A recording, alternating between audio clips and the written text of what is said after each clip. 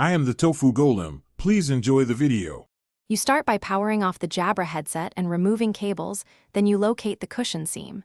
Use your thumb and index finger to pinch the rim and pull 0.51 cm to create a gap. This gives you purchase.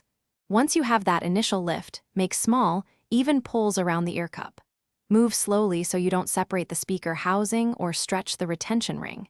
If resistance increases, back up a step and free the next segment before continuing. You now prepare the replacement cushion and align its lip with the ear cup groove so the foam faces outward. Start by tucking 1/4 of the circumference into the groove, then rotate 90 degrees and tuck the next portion. This prevents twisting and ensures an even fit. Apply steady, equal pressure as you work around. Once seated, press the rim into the groove with fingertips to confirm full engagement. Make sure the foam sits flat and the driver edge is not. You finish by powering the headset on and testing audio at low volume to check for buzzes or dropouts. Listen for an even stereo image and proper bass. If you hear rattles or a weak seal, make sure the cushion lip is fully tucked. Reseat the segment where the issue appears. Once done, raise volume gradually to confirm stability.